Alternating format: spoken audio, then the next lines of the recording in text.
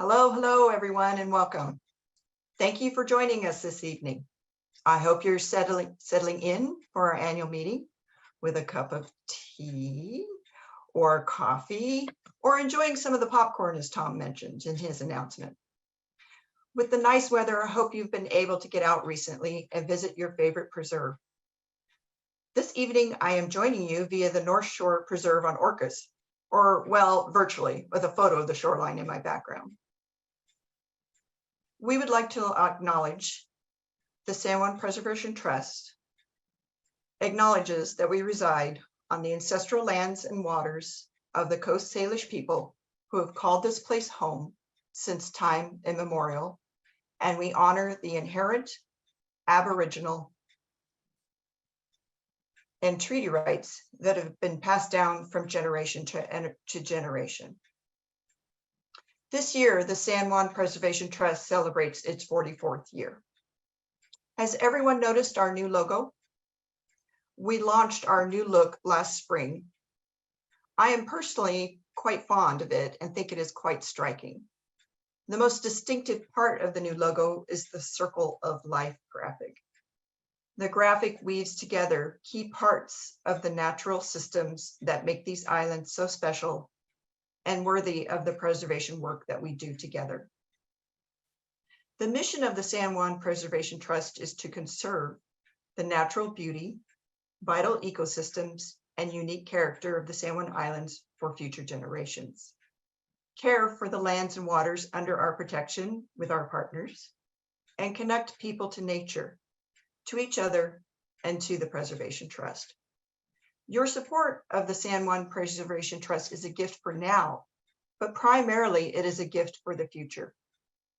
Land trusts commit to protecting special places forever, making a promise that the land will always be there for us, for our children, for their children, forever in perpetuity, which is a pretty long time.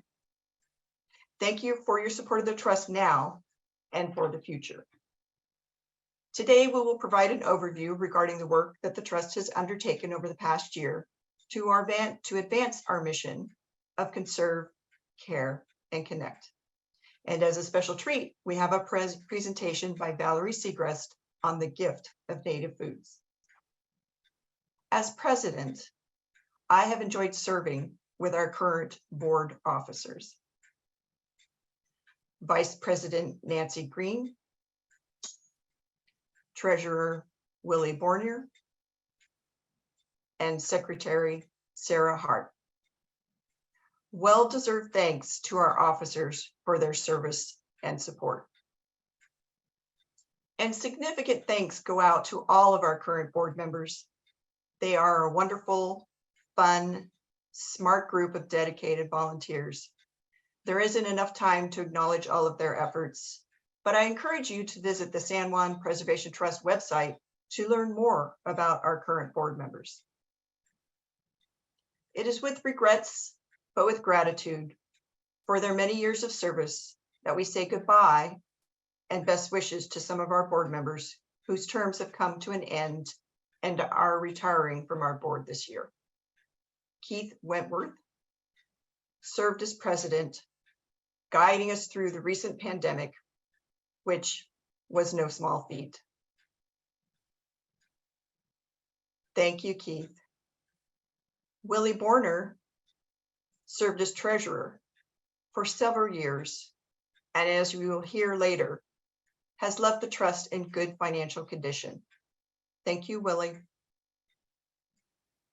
Camille Euler has provided leadership on several committees, and we will miss her insights and steady hand. Thank you, Camille. We thank them for generously serving and supporting the San Juan Preservation Trust for years and bringing their time and talents to help advance the mission of the trust. And now, please welcome our Executive Director, Angela Anderson, who will review accomplishments in our mission areas of conserve, care, and connect. Thank you, Barbara. Friends, what a joy it is to be back with you all. We have an exciting program that you've heard with special guest Valerie Segrest, who's presenting The Gift of Native Foods. I recently came across an article with a very similar theme entitled Gifts from the Earth. In it, Mariah Gladstone illuminates her passion for reclaiming Indigenous foodways. She shared, "A lot of foods were traditionally thought of as gifts. They were gifts from the earth, gifts from different plants and animals. And when you're given a gift, it is often with responsibility to return that gift. Caring for the land is how we at the Preservation Trust give. We see it as our core responsibility and the value that transcends generations. In the past year, together with your support, that of our partners and grantors, we added hundreds of acres of protected lands, enhanced our native prairies, and expanded learning landscapes for youth in the islands. This was very much a team effort. And I'd like to share with you a little bit more about our team. Our team has grown, and I'm thrilled to have a solid roster of 22 humans at the Trust now. The Preservation Trust has never been better equipped to tackle our mission. And I'd like to take a minute to recognize each of our staff members and thank them for the gifts they share each day. Here are a few group photos taken on Vendovia this past summer. It's not often that we're all on one island, hence the obligatory photo shoot. I'll start off with a huge thanks to our 2022 operations team. From left to right, we have Susie Jeanette. Susie served as an interim accountant last year until we were able to fortunately bring on Russell Martinson. He's SJPT's first staff certified public accountant. We also have office manager and resident poet, Marianne Tynan. Next is Kathy Knowles. Kathy will be transitioning full-time to the conservation program next week as an acquisition specialist. And the leader of this group is the Director of Operations and Finance, Tom Tidyman. He's on the right, and he's also providing tech support today and our resident DJ. We're also grateful for the support of our talented philanthropy team with Director Kristen Buckley. From left to right, we have Kristen, Olivia Walcott-Gonda, and Shannon Kohler. Shannon joined us in July of 2022. And we have our renowned communications outreach and education team. They've coined the term CORE, so they are our core team, and they're the best in the business. CORE is led by Director Craig Canine, who's in the middle, and he's also working his magic behind the scenes today. And he is supported by Liz Doan and Jack Rosillo. Also a member of CORE is Ruthie Doherty, who is not pictured. Special thanks go out to our lands team as well, consisting of both conservation and stewardship staff. Pictured here from right to left are Thyatira Thompson, Tom Pence, Kathy Knowles, Megan Howard, Troy Buckley, Kathleen Foley-Lewis, Rob Roy McGregor, Ben Hallowell, Vicki Edwards, and Elena Thompson. And in the front row is Elena and Dean Doherty. Not pictured is Alden Remington, who is our Waldron Preserve caretaker. This wildly intelligent bunch ensures SJPT maintains the highest standards of practice and remains on the cutting edge of ecological and restoration science. Lastly, I'd like to especially recognize Tom Pence. Tom recently retired after serving the Red Mill Farm caretaker for over 7 years. Tom is one of the most selfless and generous people I've had the honor of meeting in my life. Tom has contributed well over 5,900 hours of volunteer time to the Preservation Trust. Let's just let that sink in. This is equivalent to more than 3 years full-time service, and that's just the documented hours. I know Tom has served much more volunteer time over the years. Tom lent his forestry expertise and skills to countless preserve workdays, the Bluebird and Island Marble projects, and other restoration efforts across the islands. And although he's retired, he's continuing to volunteer to assist in the interim until a new caretaker begins in July of this year. In fact, I talked to Tom earlier today, and I believe he's out at Red Mill as I speak. Tom, we can't thank you enough for all you've done and continue to do. And now to our accomplishments in each of the 3 C's. I'll begin with the first C, conserve. Completed projects. This past year, we added conserved lands on Lopez, Orcas, and San Juan. Completed projects included a donated conservation easement on Lopez, which protected more than 2,300 feet of shoreline. In addition, this easement protects coastal bluffs, a diverse forest, wetlands, and scenic views from marine areas along Lopez Island. We also collaborated with the Conservation Land Bank and the Lopez Community Land Trust on the Lopez Hill project that concluded with the purchase of a 75-acre conservation easement. The easement permanently protects expanded wildlife corridors and provides public access opportunities. Further, we protected ag lands on Orcas, thanks to the fee donation of JB Farm. This very special farm is highly visible from Orcas and Crow Valley roads. And since taking ownership, our stewardship team has been working to improve habitat along the stream corridor. And finally, we expanded protected lands on San Juan and the Sugarloaf with the Sugarloaf and Shooting Star Meadow Preserves. The Sugarloaf property includes rare and sensitive bald habitat and offers broad landscape level connectivity with Mount Grant. The Shooting Star Meadow Preserve carries a very bittersweet story. This preserve began as the vision of Clark Casebolt, the owner. The Preservation Trust began working with Clark on conserving the 10-acre property on Katy Mountain in 2021. Sadly, Clark passed away before the project could be completed. However, his widow, Mary Schlater, and brother Jim Casebolt and his sister-in-law, Linda Friedman, worked closely with us to ensure Clark's vision of protecting this special place was realized.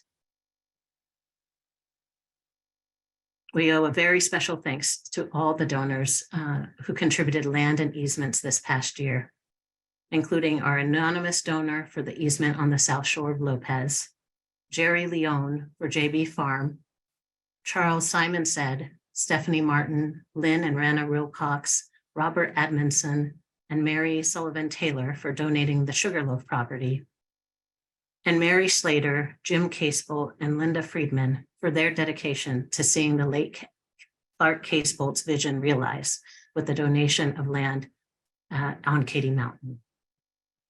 As a tribute to Clark, we plan to spread native Clarkia flowers on the new preserve. And as is our tradition, we plan to plant a Gary Oak saplings on the protected properties in honor of each of these wonderfully generous individuals. Our conserve work does not end there. The next major accomplishment achieved last year was the completion of the Strategic Conservation Plan. The public version is now available on our website. Please note, there's no need to try to screen grab the links here. I'll be following up with an email tomorrow with the URL cited in this presentation. The strategic plan, which I mentioned is on our website, will help guide our conservation priorities for the next 10 years.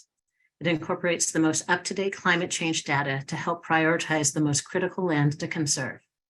And we're already propelling forward its implementation.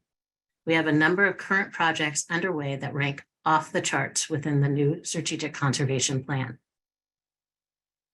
The first is the North Shore Preserve, which I hope you've heard about. This is a joint project with the Conservation Land Bank. We are preparing to purchase a conservation easement in the coming year. The easement will cover the entire 58-acre property and protect over 1,800 feet of natural shoreline. I'm so happy to report today that we were successful in our grant applications. The state legislature appropriated funding in their capital budget, and the governor signed it this week. So it's official. The Preservation Trust will be awarded salmon recovery grant funding, as well as Puget Sound acquisition and restoration funding for the North Shore Preserve to the tune of just over $3 million. These are the largest grants to the Preservation Trust in our 44-year history. Pretty excited about this one. We've received several other private donations for this project, and we're continuing to fundraise. We have just under $400,000 left to raise. Another simultaneous campaign, which is underway, is the Katy Mountain Preserve. This too is a joint conservation effort with the Conservation Land Bank. The conservation easement here will permanently protect 142 acres of the preserve. To help ensure the project's success, an anonymous donor has offered a challenge grant matching all contributions to the project on a dollar-for-dollar basis for up to half the total cost. Are you up for the challenge? To qualify the match, donations must be received by this October. We have $230,000 to secure the full match. Again, an email will be going out tomorrow with the links to these so that you can have access to the donation pages. And I will move now to our second C, which is care for land. With more and more properties conserved each year, our stewardship responsibilities continue to expand.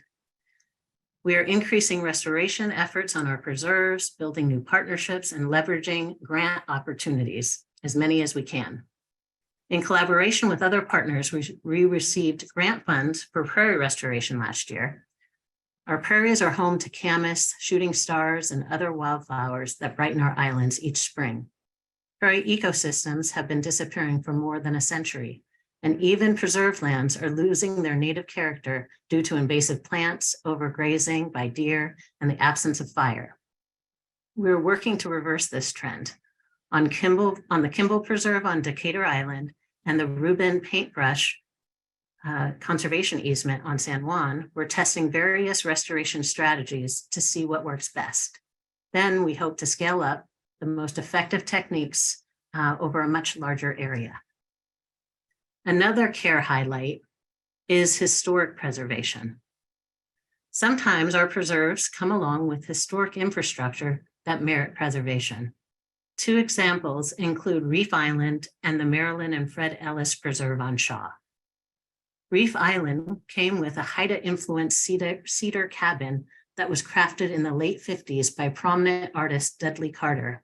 A leaky roof was accelerating the cabin's decay, and thanks to board member Pete Kilpatrick and some awesome volunteers, the cabin has now a new cedar roof to match the original. As for the homestead cabin on Shaw, last year we applied for a Heritage Capital Projects grant from the Washington Historical Society.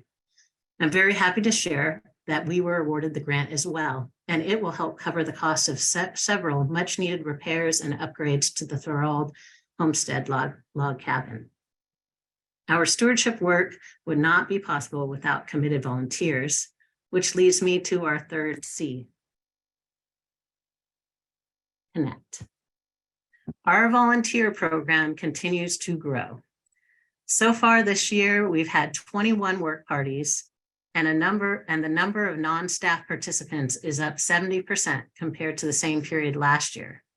We truly owe a debt of gratitude to volunteers who help us every day.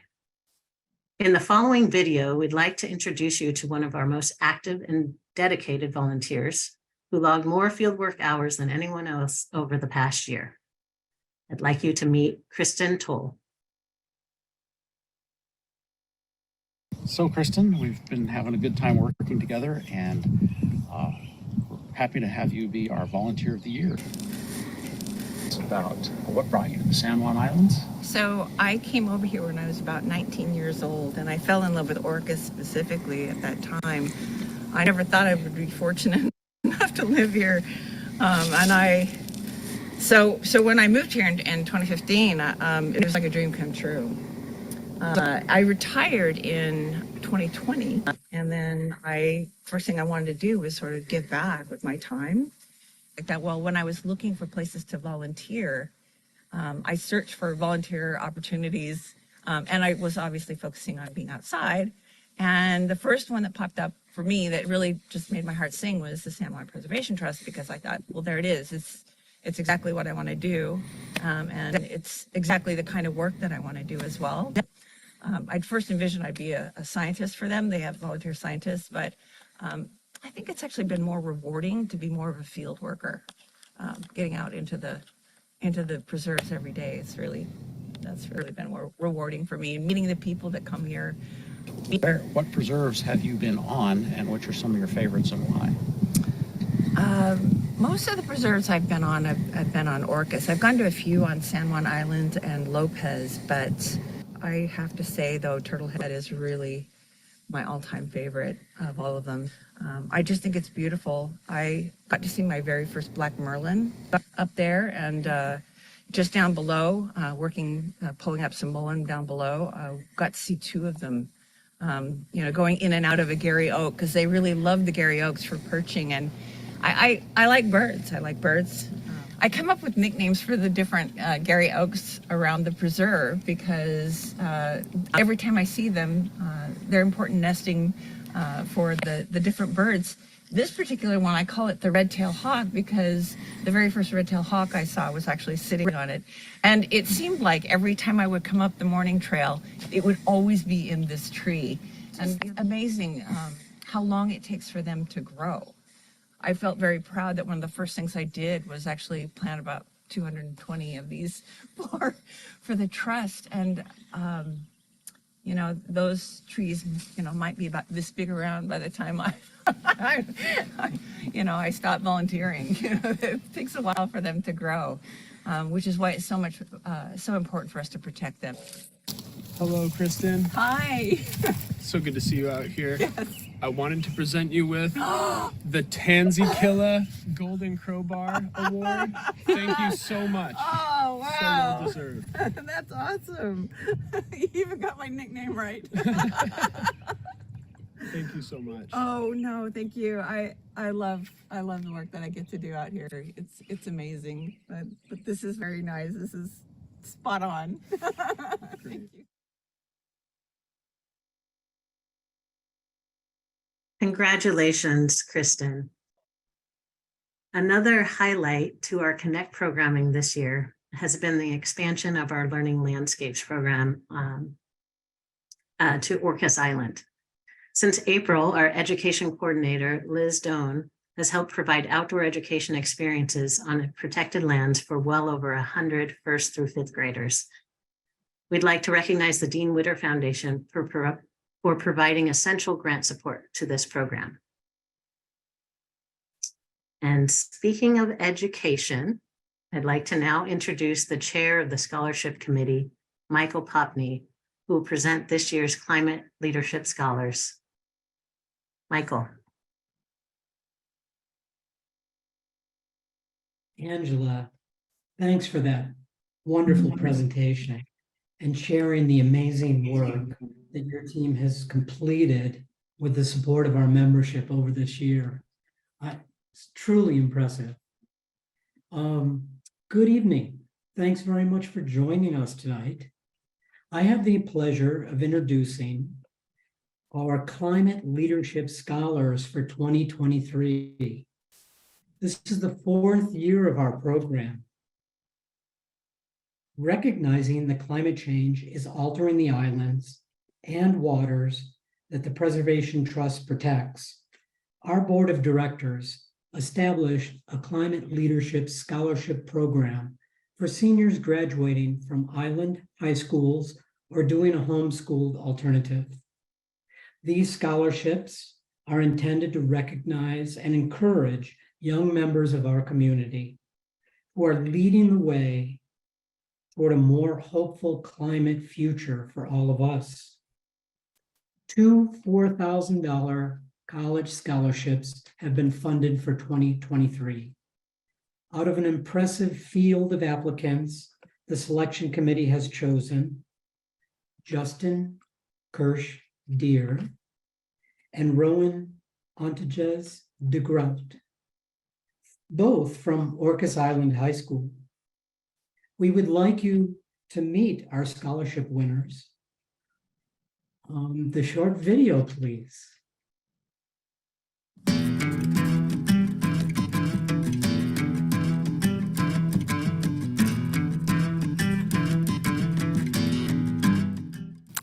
My name is Justin Christer, and I'm a senior at Orcas Island High School. And I've been living on this island for 5 years now. My name is Roan Anches de Groot, and I am a senior at Orcas Island High School, and I'm just about to graduate.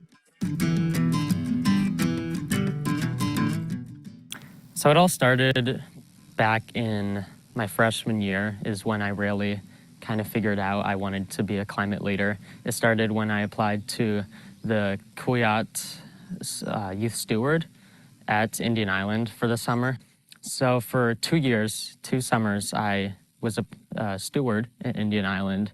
And for the next one and a half years, I did some other internships with Russell Barsh, the director of Kuyat.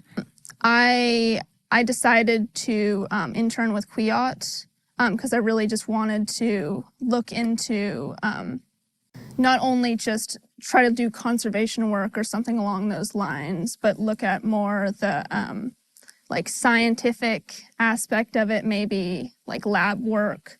And I really found that really interesting. Also, just I'm the environmental club president, and I've been for the past couple years. And that really pushed me towards just a leadership role and really pushed me to actually do not only just things myself, but also try to develop passions and in others. So everything that I've kind of come across the last 4 years or so has really kind of changed me and changed what I want to do. Kind of directed me towards going to Western Washington University because they have a really good marine biology program and environmental science program. And so I'm actually interested in the marine coastal science program at Western. Well, I've always been very focused on the environment. It's something that I've been very interested in, both intellectually and just I also have a passion for it. And so I thought that I could translate that passion and interest towards a career path. And I'm wanting to go to Western Washington, also just good science programs, and I want to pursue environmental science.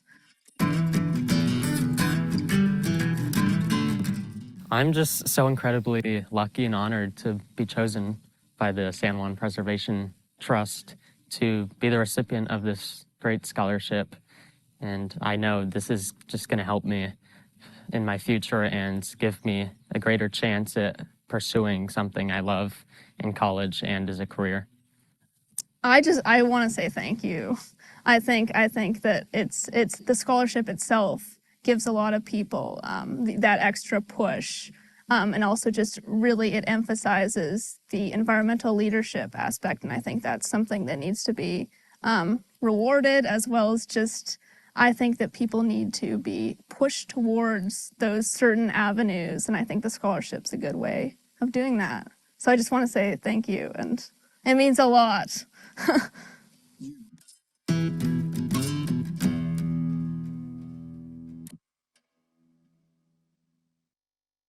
Our hope for the future.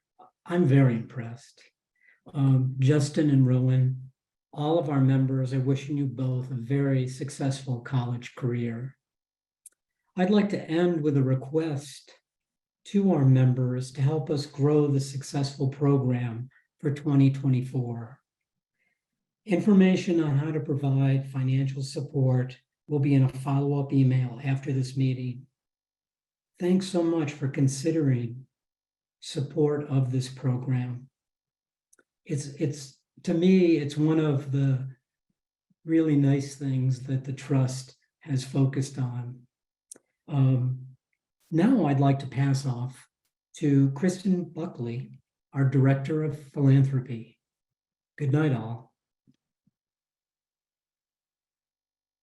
Thanks, Michael.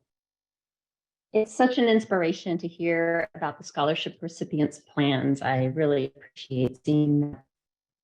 I'm also truly inspired by our donors, whether they have been with us for decades or joined this past year, all have had a positive impact on the San Juan Islands. It was our donors who stepped up to protect the Lopez Hill Preservation.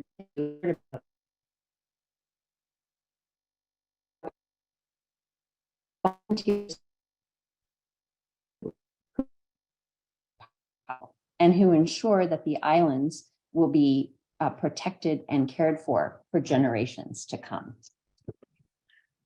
One especially far-sighted group are the members of our GAN Society. I'd like to take a moment now to recognize them as their names appear on the screen. Each individual on this list has included the Preservation Trust's work in their estate plans. It might be by leaving a gift in their will or by naming us as a beneficiary of their IRA or other accounts. They have all taken action today so that the work they care about will carry on even after they've gone. There are over 100 members on this roster. Not everyone lets us know that they've made plans, so I'm sure that there are more people out there. In fact, have you perhaps made plans to include the Preservation Trust's work in your estate planning? Did you let us know? If you haven't, please consider informing us so that we can include you as a member of the GAN Society. The collective impact of this group builds a foundation for the future and provides a stabilizing influence, ensuring that we can weather fluctuations in the economy and continue to protect the islands into the future. Additionally, I would like to give a special thanks to the folks whose names you see on the screen right now. They all made estate provisions to support our work in the islands, and we have either recently received a gift from their estate or been notified that there is a donation in process. Of special note is Frank Bailey, whose name you see on this list. He was one of our founders and an original board member. His vision inspired our creation and in fact remains with us today and is present in our work today because of this gift. We express our deepest gratitude to Frank and all of the rest of this group and all of the donors who advance our work on a regular basis. Thank you for the time tonight. And now I would like to turn the program back over to our chair, Barbara Rosencotter. Barbara. Thank you, Kristen. At this time, we would like to recognize the special role former board members played in the history of the San Juan Preservation Trust. In the last year, we lost two of the founding members of the San Juan Preservation Trust, Frank Bailey and Douglas Bailey. Brothers Frank and Doug, and also Tom Bailey, along with friend Linda Henry, founded the San Juan Preservation Trust in April of 1979, where they stated a land trust was needed in order to reserve the extraordinary beauty and unique way of life of the San Juans.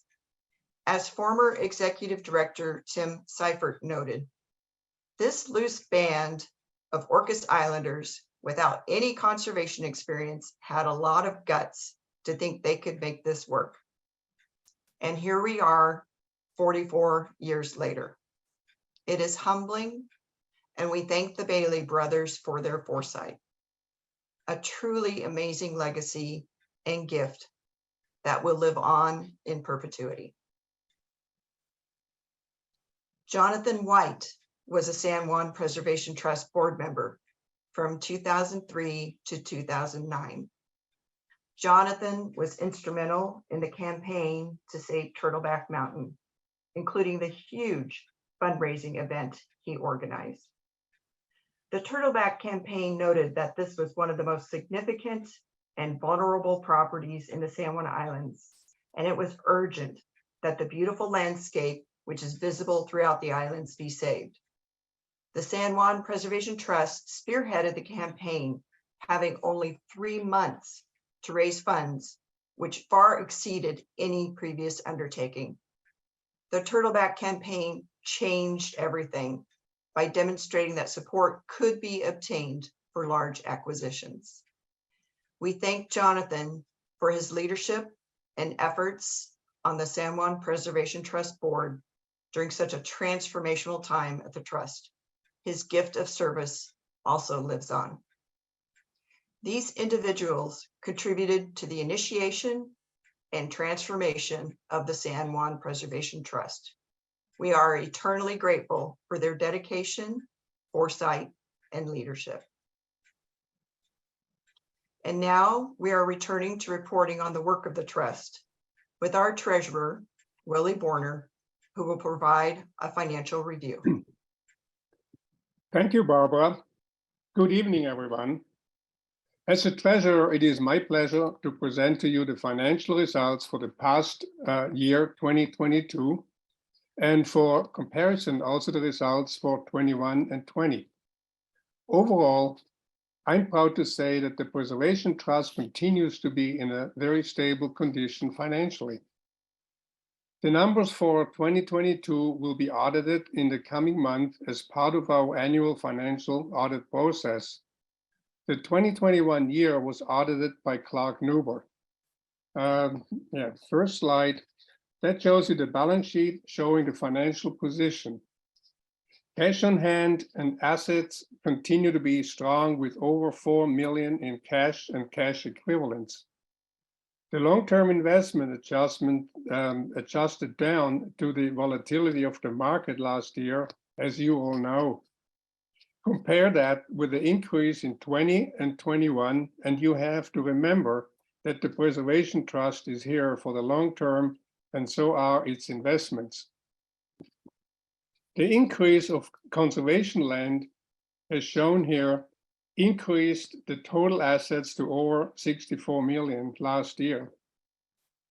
Under the liabilities, you find a long-term debt of 1.4 million. That was taken out of last year to help finance the North Shore property on Orcas and already has been paid back this year. Now we go to slide number 2.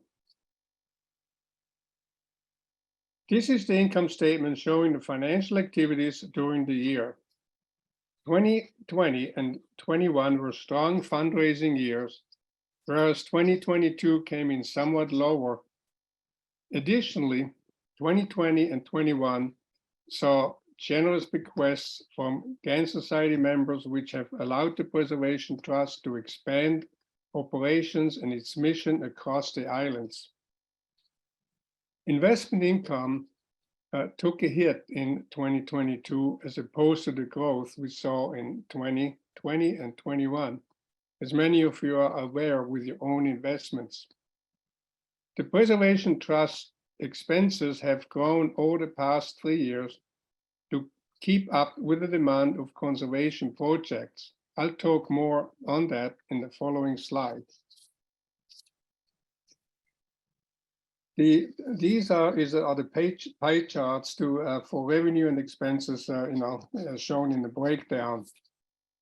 This is my favorite slide because it shows very graphically and at a glance the revenue sources and expenses. The chart on the left shows how important unrestricted donations and our annual campaign are to the work of the Preservation Trust at 40% of the total revenue, with restricted donations at 54%. As I said in prior years, as important as bequests are, they naturally cannot be predicted nor budgeted for. It shows as a small sliver this year. However, a number of estates in process for 2023 will show the bequest portion of this chart to expand this year, meaning this will show up in next year's report. On the right, this pie chart gives you a good feel for the expenses. The largest portion went to land and easement purchases with 38%. Associated with that were the acquisition/conservation expenses at 8%. This portion includes all the expenses associated with the land and easement purchases, such as staff time, title and transaction fees, legal expenses, etc. The second largest expense is in the stewardship with 23%.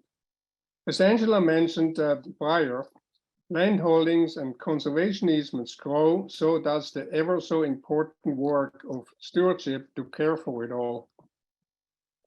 Then you can see the administration, fundraising, and communication, outreach, and education expenses with 14%, 8%, and 9% respectively.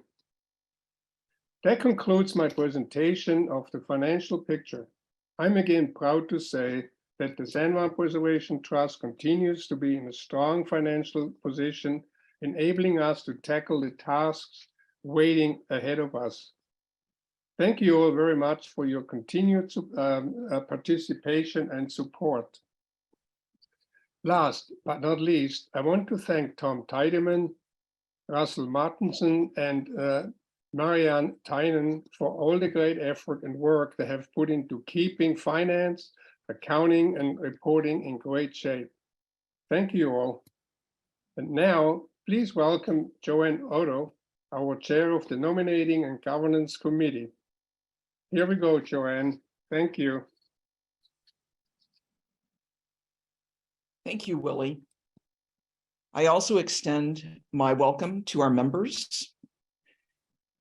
Last year, the board extensively revised the bylaws of the trust. Two of the changes we made directly affect and expand membership in the San Juan Preservation Trust.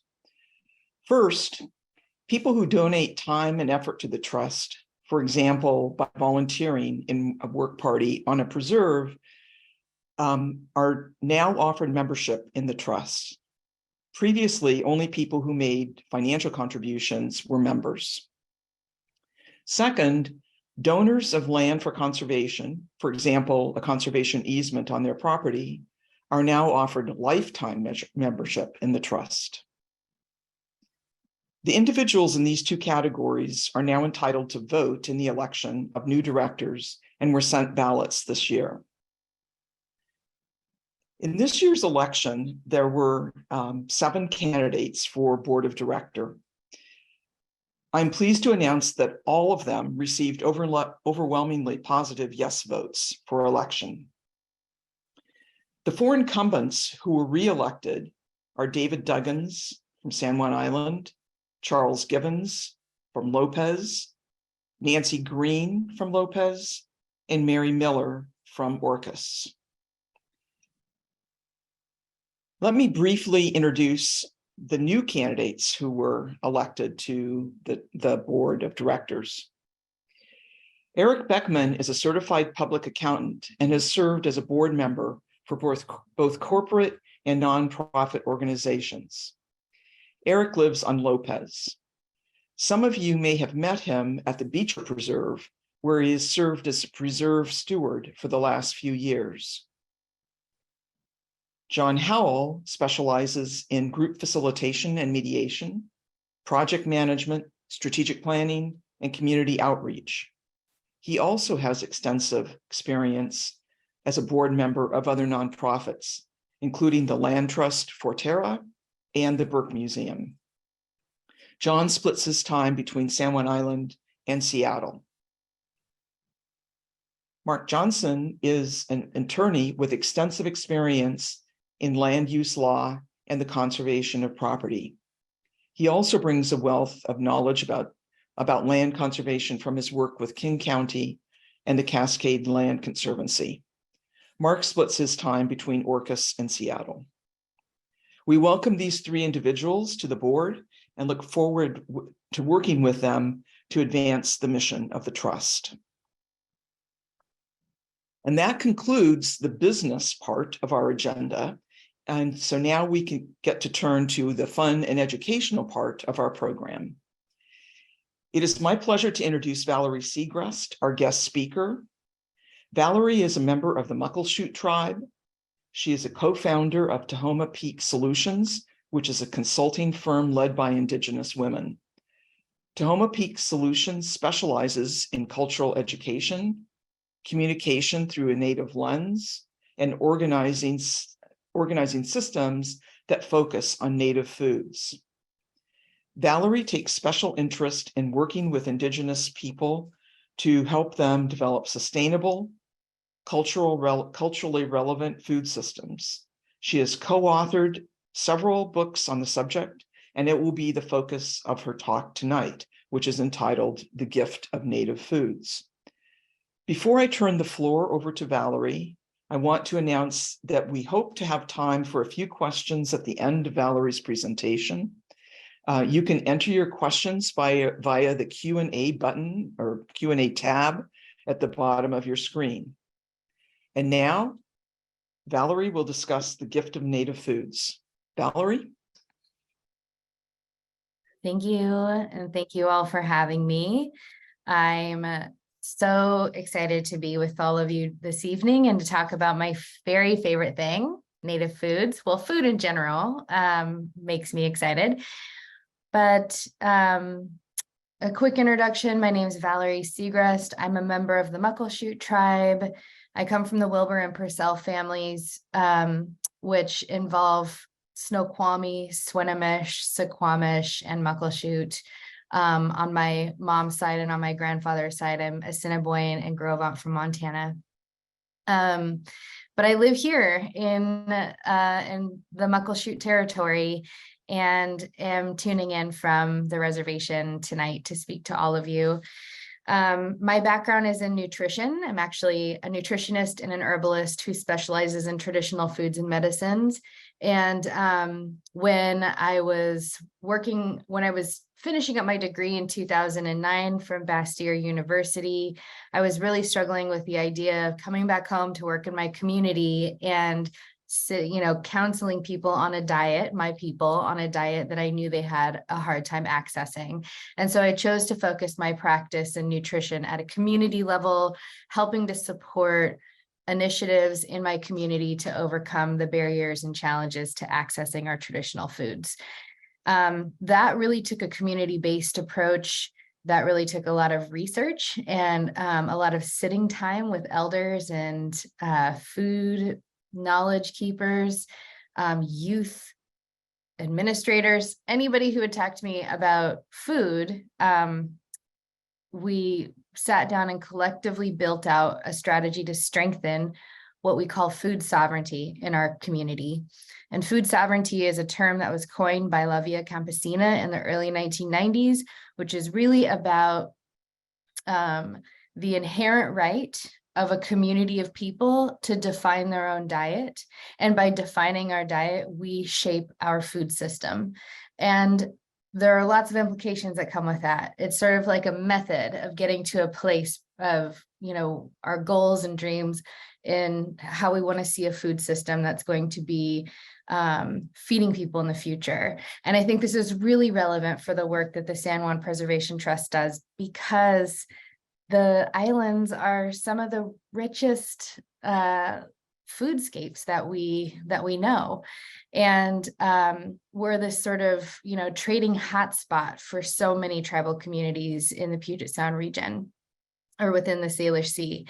And so I just want to make, before I move into talking about the foods and some of the sort of gaps that are illuminated in our food system, I want to, also say that it isn't as if my people woke up one day and decided to stop eating our traditional foods, that there were very recent history severing from that system of health that we have upheld and managed since time began. Some archaeologists date that back to 14,000 years ago. And it is, not only was that severing a part of our recent history, but the superimposition of what we now know as the standard American diet, which has led to lots of health epidemics in our community, like diabetes, which didn't exist here pre-contact. In fact, the first recorded instance of diabetes in Coast Salish communities was in the 1950s. And this is true for Indigenous groups across the Americas, that there was no word in any language that described the illness of diabetes. And I think this is really critical, not just for Native people, but for all, because these epidemics are global.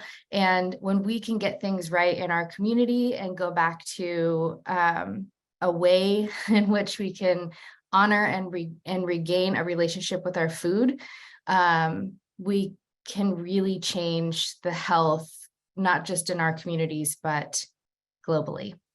And so I started this work asking my community what they needed to strengthen their food sovereignty, and also visiting with all the tribes in Washington state around what a traditional foods diet looks like in a modern world.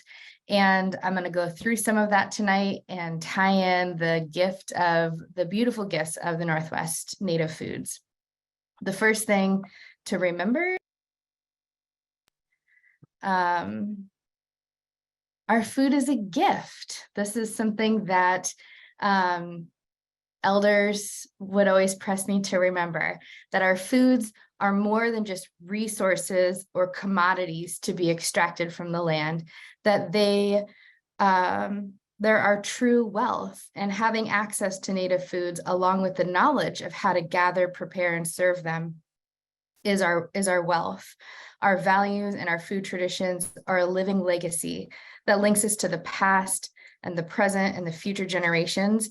And several times a day, we encounter opportunities to reflect on what we eat, how we eat, what our relationship is with those foods, and how our choices can ultimately really change our world that we live in. And when we harvest our Native foods and incorporate them into our modern lifestyle, we strengthen our cultural identity, our relationship to the land, and our tribal sovereignty.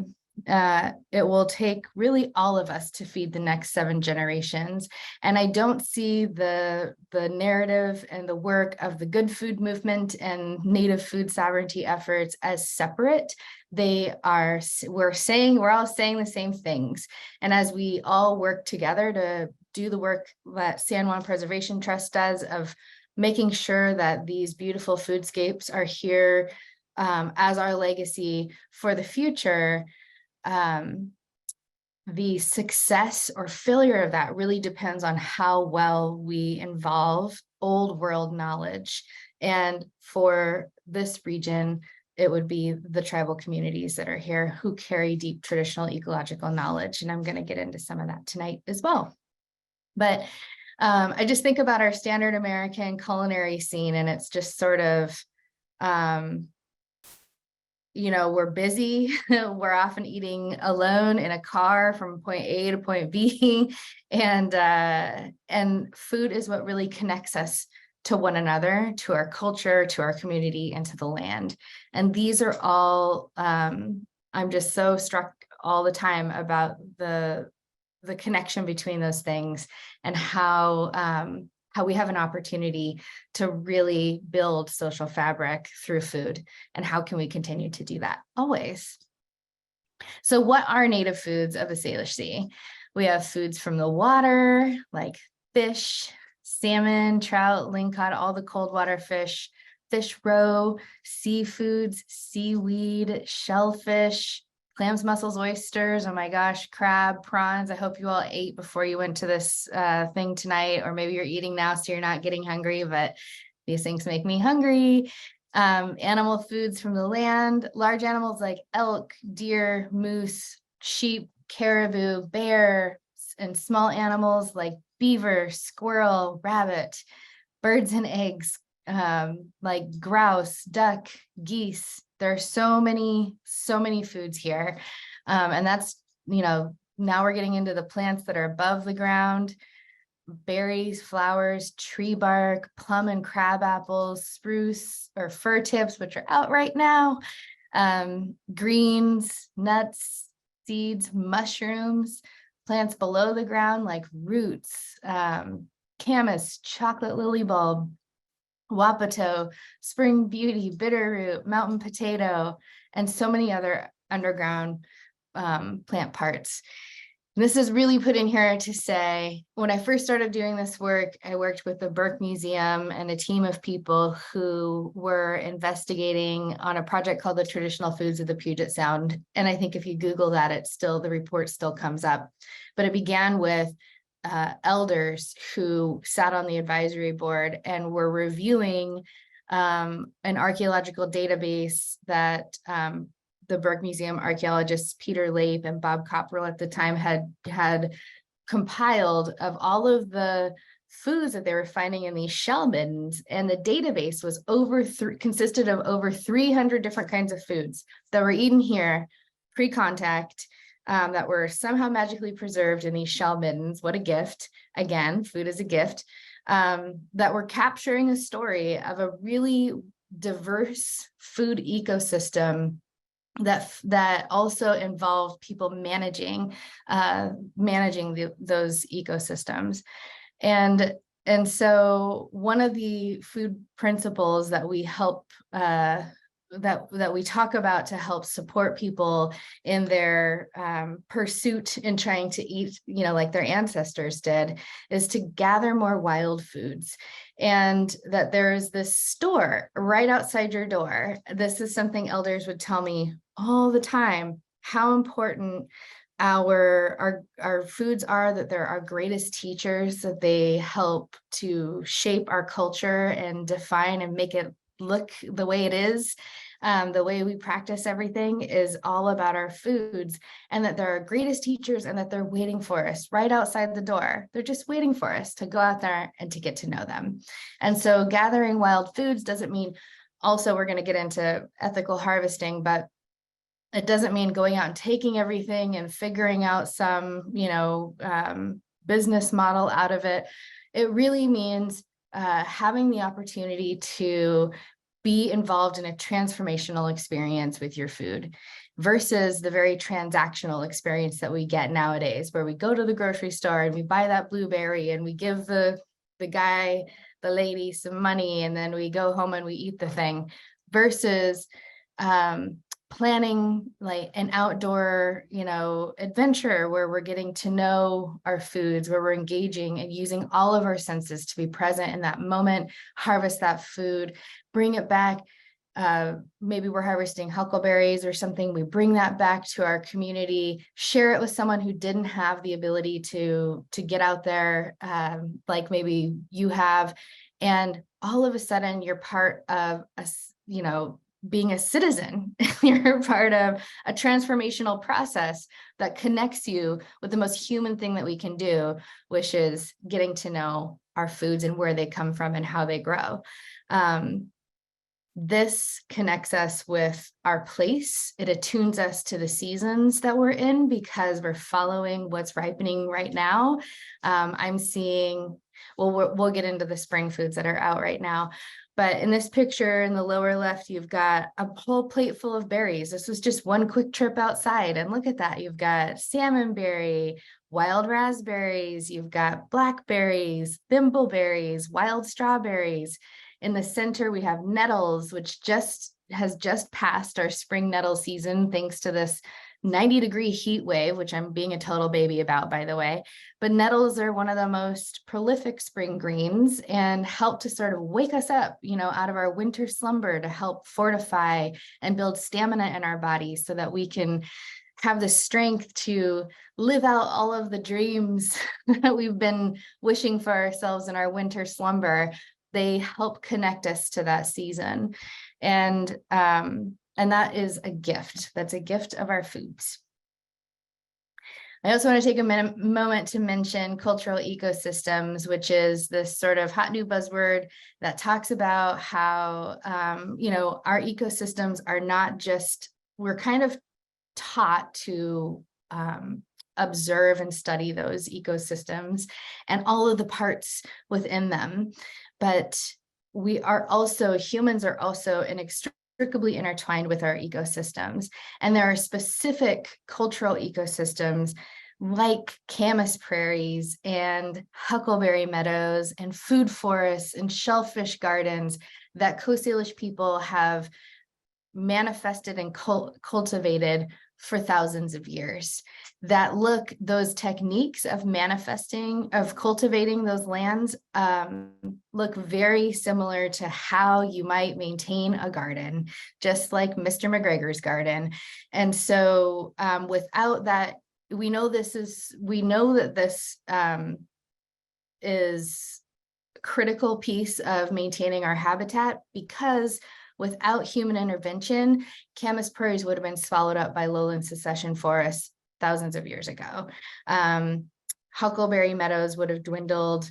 All of the cultivation practices that really help support the health and nature of thriving in these ecosystems depend on human intervention as well. So this is this is sort of the paradigm that I'm seeing everyone kind of shifting out of right now in my lifetime. My aunties were all environmentalists that I love and learned so much from, and also really felt that, every time we stepped into nature, we had the ability to wreck everything around us. And that was sort of the mode I was raised with. And it's also something that Captain Vancouver himself wrote in his diary when he sailed into the Salish Sea in the 1790s, saying that he'd never seen a land so untouched by man before. But what he didn't understand is that he was looking at very well maintained ecosystems by Coast Salish people. And some of those methods of cultivating are selective harvesting and replanting, digging and tilling the soil, weeding, sowing seeds, transplanting plants, pruning and coppicing, and burning the landscape. Cultural landscapes that include camas prairies, food forests, mountain huckleberry meadows, saltwater beaches, wetlands. They were places where our people have practiced reciprocity by both receiving gifts of the land and also giving back to the land. Camas prairies are a great example of this. You'll see this image here of a lady digging camas. And when we harvest our camas, we're putting our digger in the ground, pushing up the soil, pulling out the largest bulb, pushing back, letting the little ones stay, pushing those back into the ground. Some people have a practice of harvesting the seed pod from the top and tossing that into the mix before they push the land back in the ground. This is a practice of making sure that there's enough space to aerate the soil so that the bulbs can get bigger. It's reseeding. And then after a major camas prairie harvest, the prairies would be burned, and that would help create management of invasive weeds and species. And also, if there was a death camas out there or a weed, it would have been extracted as well. All of these are practices that we do in our common gardens. It's just that we've been sort of designed to think about the wild, these spaces as the wild.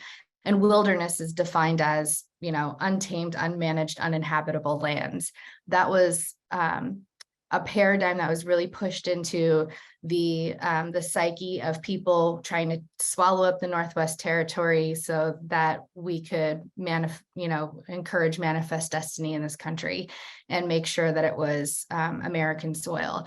And so that process is very intentional and part of what we can do to help heal the story of the land and make sure that these ecosystems are taken care in perpetuity for future generations, is making sure that we stop the erasure and invisibility and process of invisibility for Native people and support the ecological knowledge that they carry. This is in here just to say, I love dandelions. I know they drive people crazy. They also drive me crazy and my aunties crazy, but there are also some weeds, and we in so many of our classes are talking about what is a weed and how does that the idea that we see dandelions and this in commercials. And then there's this Roundup bottle that comes in the screen and sprays it, and they burst into flames and scream and die. But the reality is that dandelions are really potent food, that they are incredibly high in vitamin A and E, and help support liver health and blood flow in the body. They're purifiers. You can eat every part, the root, the leaf, the flower. You can even wish on things with its seed balls. So there are also a lot of beautiful edible weeds out there that can help fortify us. Feed 7 Generations is the list of principles that we'll continue to break down in the next coming slides, but these are conversation, like snapshots of conversations that my development partner, Elise Crone, and I were getting from these conversations with elders that are as applicable today as they were generations ago, around how we can eat like our ancestors. And that involves living with the seasons, diversifying your diet, eating more plants, probably the only thing all nutritionists agree on. Traditional foods are whole foods, they're not processed. They come from nature, gathering wild foods, cooking and eating with good intention, and then giving back to the land. So living with the seasons. I know I mentioned it before, but from the first spring greens like nettles and even the summer berries that help us transition through the flu season and autumn, our seasonal foods connect us with the rhythm of the land. And so for thousands of years, people have organized their lives around what is in season, from salmon runs to following the huckleberries as they ripen.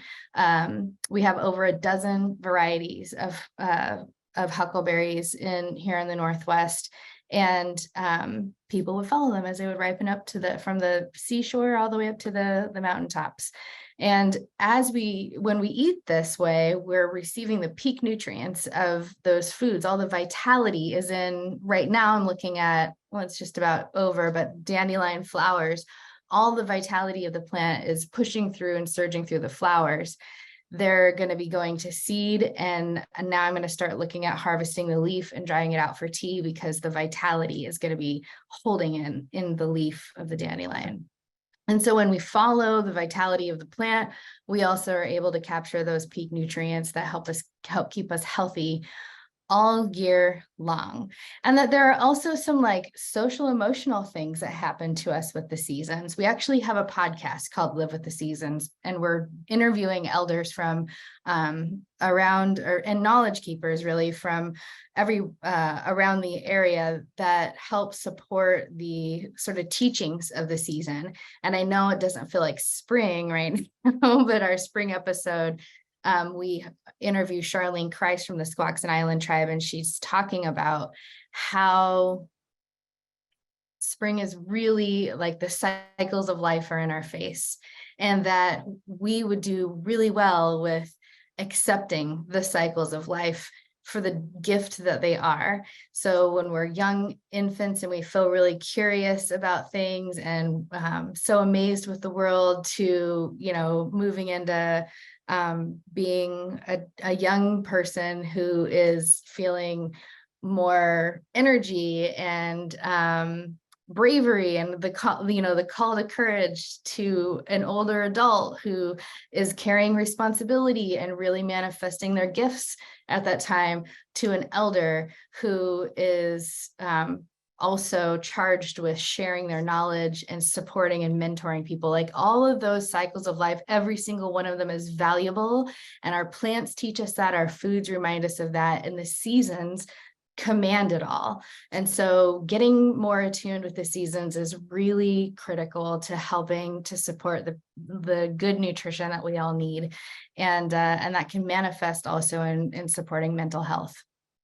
Diversifying our diet is also really important. This is a picture of a meal that we prepared that has a fresh spring salad in it.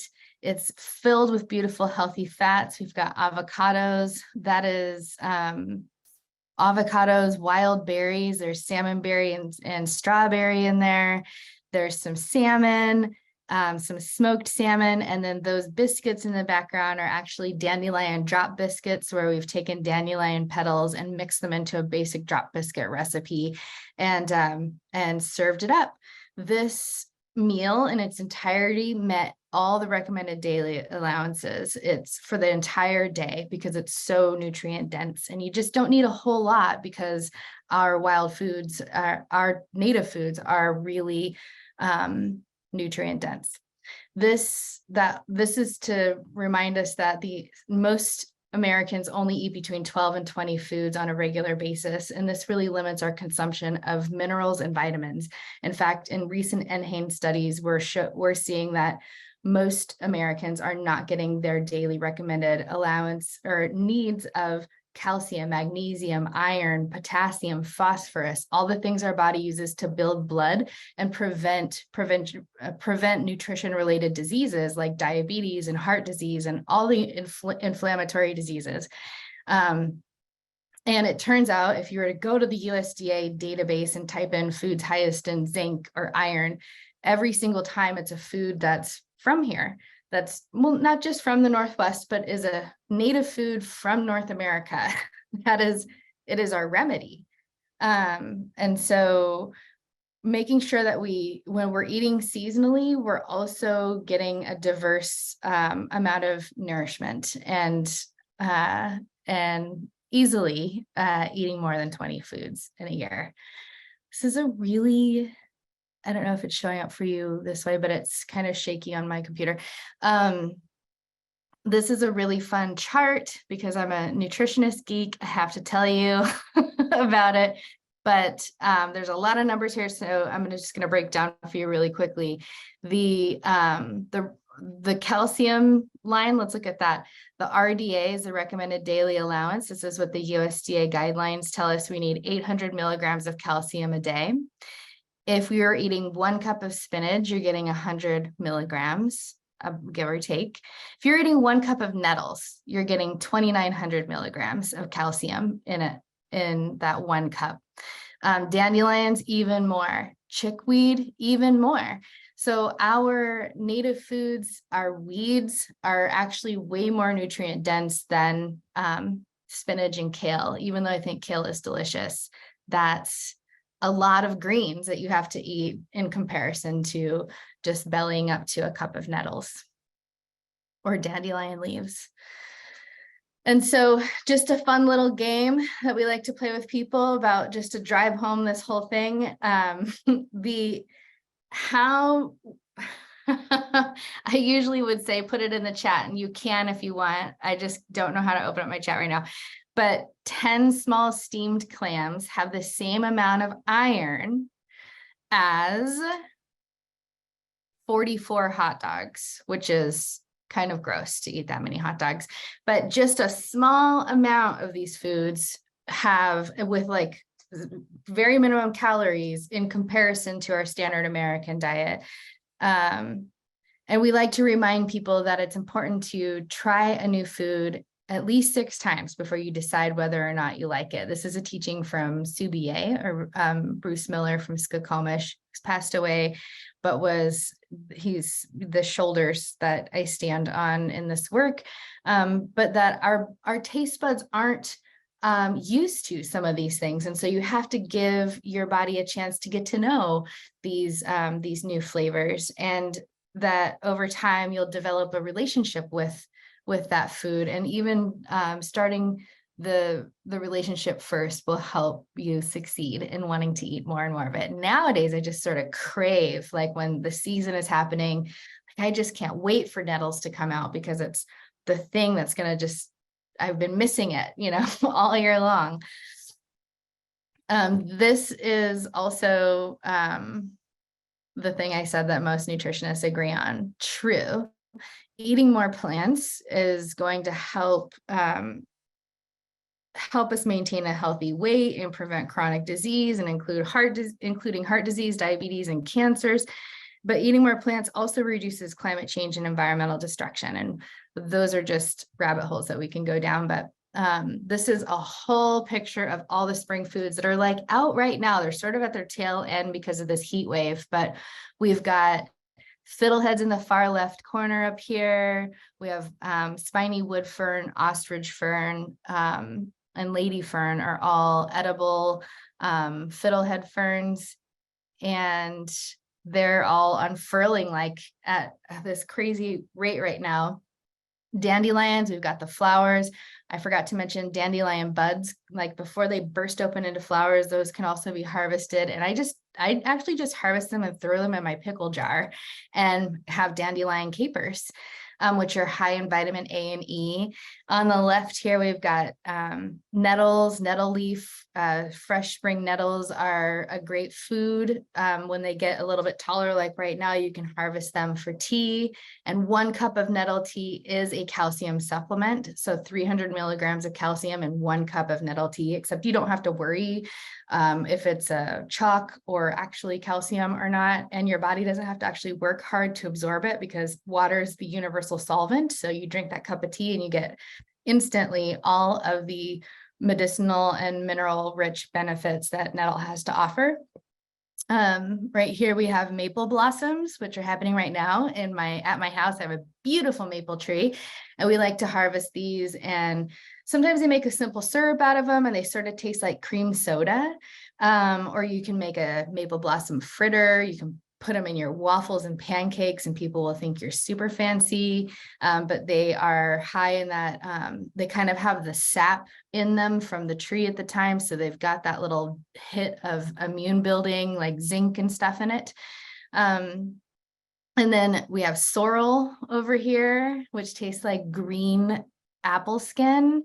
Muckleshoot tribal school students call it sorrel patch kids because it's sour and delicious. And then some salmonberry blossoms right here, that first like spring green that comes out. These are salmonberry sprouts, also called bear candy, but they're the suckers that sort of come up, you know, in the new salmonberry bushes. Salmonberry actually really likes to be pruned back. And one of the methods of doing that is to harvest the sprouts. You peel off that outer thorny skin and eat the inside tender, juicy piece. And it's an astringent, so it helps like fortify your body, your insides, so that, you know, bacteria can't make a home inside of you. And that's really cool to not have that happen for gut health. We also have chickweed in the bottom right here, which is Stellaria media, one of my favorite plant names, and incredibly high and incredibly nutritious, and like doesn't really taste like anything offensive at all. You could just, I usually put it into pestos or salads and nobody ever even knows that it's there.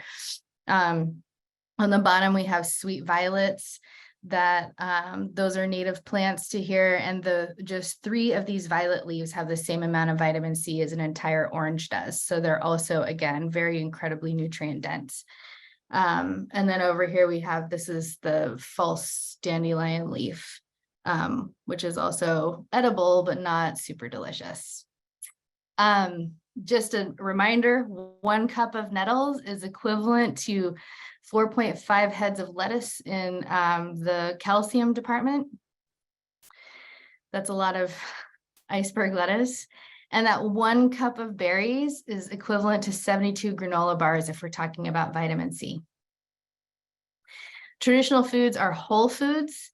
They are, one of my teachers would say, I don't know of any like fields of marshmallows or shrubs of Lucky Charms or rivers of diet soda. Like those things don't exist in nature. And so if your ancestors probably wouldn't recognize it as food. But we shouldn't have to have a scientific degree to know what's in our food. A whole food consists of 1 ingredient itself. There's no guessing involved. And then, you know, I kind of already said this, what is real food? Guessing the food here, if anyone can guess this, all this list of ingredients is Doritos. Just to drive home like this, all these ingredients right here is granola bars.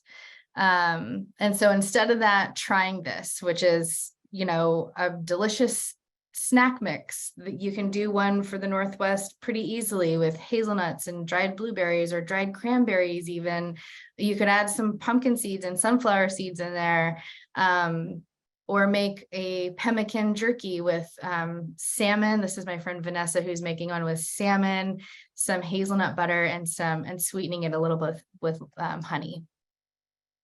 1 apple is equivalent to 17 and a half chocolate chip cookies in the fiber department. That's crazy. But just to leave you on this note, well, actually, I've got 2 more slides really quick. Cooking and eating with good intention is something that, I actually see this in a lot of teachings, culinary teachings globally, but that when we prepare foods, it is one of the most important in human experiences that we can have. To make a meal for somebody is part of giving them a part of yourself, wishing that they're feeling good, that they're feeling welcomed. If there's a stranger in your home or somebody isn't feeling well, you give them food to help them feel well. It's an opportunity to honor your culture and share love with people who you care about. And that's, part of that is making sure that you're preparing that food with really good intention. And not just preparing it with good intention, but consuming it with good intention. Really, having positive self-talk while you're eating your food and making sure that you're slowing down and humbling. It's a reminder of ourselves so that humans rely on foods to exist. We rely on the practice of eating in order to be healthy and to continue to exist. Food is such an incredible gift. And we can all be better at that. So it's not just what we eat, but how we eat, and not eating while we're stressed out, but eating to really engage our senses and be present in being a human in the moment. Giving back to the land is also really important. I think that is the nature of the work that the San Juan Preservation Trust does, the support, the community that you're all already involved in, and how important and meaningful that work really is. Because it's not just about taking, it's about giving back. And the action of reciprocity is what cultivates and continues the legacy of the gifts of food. So one thing I like to sort of end on, because I always end up getting this question, like, how, I don't want to be the person out there extracting all the things from the land, but how can I harvest ethically? How can I engage with these foods in a good way? And one thing I really like to do is, before I start harvesting, having a conversation with the people I'm harvesting with, or even with myself, to say, how am I going to practice good stewardship today? What are the things that I can do? I'm going to bring water to water a plant that looks thirsty. I'm going to bring a garbage bag to pick up garbage while I'm out there. I'm going to make it look like I was never even here. I'm going to clip back something like I'm clipping toenails. If you just clip too far, it's like, ouch. And then things suck for a while because you have to walk around with a sore toe. Like, we don't want to put that on plants. We don't want to make that impact.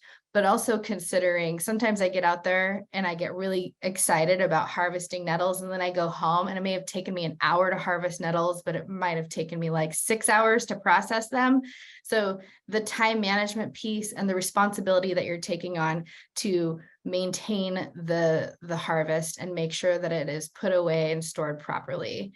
And then above all, holding good intention while you're doing it. So as I'm harvesting, I'm thinking about how I want people to feel when they receive this medicine, because it's just my job to carry that gift of food and present it to somebody, to hopefully make them feel better or lift it up, because that's the Coast Salish way. We're judged by our generosity, and life is pretty simple if we just go out there and we lift people up. And that's why you see us raising our hands like this, because it means you lift me up, or I hope you feel lifted. So with that, just our food is our medicine. So important. here's some information about how to get in touch with me. If you want to know more about the work that we do, our website is tahomapeak.com. And then there are posters and books available that have some recipes from the plants and foods I just shared at chatwinbooks.com, and their Salmonberry publishing division.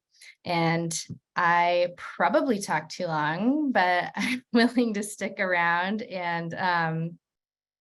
and continue any questions and answers if you have any questions, if we have time. Thank you, Valerie. That was great. Wonderful. Very informative. I love the dandelions. I mean, what is a weed? I think that's fantastic. So we do have a couple minutes, so we can answer a question or two. It looks like I only see one currently in the Q&A. So if somebody has a question, if you can type madly, we can try to capture it. So it looks like the current question is, what are your favorite forage foods and what do you like to make with them? That's such a hard question. It's like the hardest thing I've ever been asked, to be honest. I love them all. Well, I'll tell you, tomorrow I'm preparing a meal for my community. We're raising awareness around colon cancer. And I was really excited today to put up a wild greens tasting table. So we're going to have some sorrel, some miner's lettuce, some sprouts, some salmonberry blossoms, some rocket sea beans. And then we're also roasting salmon over the fire, over an alder fire with some morels. So we have these crispy morels and some fiddleheads. And we're just going to set the table and talk about how all these foods support colon health. And I loved all of that. I loved harvesting the salmon to the morels, and yeah, it's just, they're all such gifts. And I will say, like, it can be really overwhelming getting to know just one or two plants really well, like they're your best friends, is going to take you so far. And my first friend was nettles. Obviously, I can't stop talking about them in all my presentations, but yes, I would say ultimately nettles. Okay, that is awesome. And that actually falls in line with a couple of the additional questions we have. I think these two are related. Somebody's asking, how are nettle leaves processed for use as a salad? In other words, how do you remove the sting? Because that's the next question. How do you safely eat nettles without getting stung? Right. Yeah. Well, nettles, the sting on nettles is actually denatured pretty easily. It doesn't stand up very well to heat. And so you see the hair and you think that's the stinger, but it's actually this almost invisible, it is invisible to the human eye, drop of acid that just dangles off of the hair on the nettle. And when you add heat to it, it gets denatured pretty quick. So you can saute it in a pan, or I quick blanch a lot of mine and then freeze them like frozen spinach in the freezer. And then I use them all year long, like frozen spinach. So those are two really simple ways of making that happen. Right now, it's too far gone unless you go to higher elevations to harvest nettles for like the fresh nettles for eating. So you would want to harvest the leaf, and you can either harvest them in a paper bag and put it on its side and then roll it over every day so that they get dried out, and then make tea out of it. Or you could harvest the stalk and hang them upside down. You would want to probably wear gloves or just embrace the beautiful sting of nettles, which is also in and of itself medicine. It can help with arthritis conditions, and macaw whalers would call it like a caffeine because they would flog themselves before they went out hunting or anything like that, because it would keep them feeling awake. So nettle stings are also actually medicinal. Okay, fantastic. Actually, very helpful information there. So another question, how can we best support Indigenous food sovereignty as an organization and as individuals? I think that continuing to support inclusivity and create platforms where people can share their gift, promoting the invisibility really part of colonization has been the erasure and the, being able to address erasure means promoting visibility. And we are at a place now where I feel like our communities feel more confident to answer that call. Great. Actually, one of our land stewards, Ben, has a question. Who is non-native. And he says, I often find myself trying to balance the desire to share traditional ecological knowledge that I've learned from indigenous sources, as well as respecting that some stories should be told by native voices only. Okay, that's kind of a big topic here, but what advice do you have for finding this balance? Yeah, I think creating spaces for Native people to be able to share that knowledge is important. I agree. I also think that if it's, it's sort of like a strategic communications question, like what is it appropriate to share at that time because it's fleeting and we have to address this. But also so important to be able to hear directly from Native people. Yes, I agree. Okay. Thank you, Valerie. Really, thank you so much for your presentation. That was wonderful. I'm sure a lot of us learned a lot from that. We really appreciate your time and joining us tonight. I appreciate being here, and I also appreciate the good work that you all do and every one of you for answering the call this evening. Thank you so much for having me. Thank you, Valerie. So, and thank you everyone for attending. I have a few final notes for you, but first I would like to share one final thought. A Jane Goodall quote from an interview she did in December. She was asked about hope for the future. Well, stop looking all around the world. Just think about where you are, about something that you really care about, and roll up your sleeves and do something about it. That is what we are all doing together here at the San Juan Preservation Trust. We are rolling up our sleeves to conserve the natural beauty, vital ecosystems, and unique character of the San Juan Islands for future generations. Care for the lands and waters under our protection with our partners, and connect people to nature, to each other, and to the Preservation Trust. After this webinar, you will have an opportunity to take a brief survey about the meeting. Please fill it out to let us know your thoughts. If you don't have time to take the survey after the meeting, we'll be sending a follow-up email that will also have a link to the survey so you can complete it later. We would appreciate it. Thank you. Also in that follow-up email, you'll find links to a recording of the webinar and to the videos you saw this evening, in case you'd like to replay anything that you've seen, and also to the fundraising opportunities mentioned during the meeting for the Climate Scholarship Fund and the Katy Mountain and North Shore Conservation Easement campaigns. That concludes our business. The 2023 annual meeting is adjourned.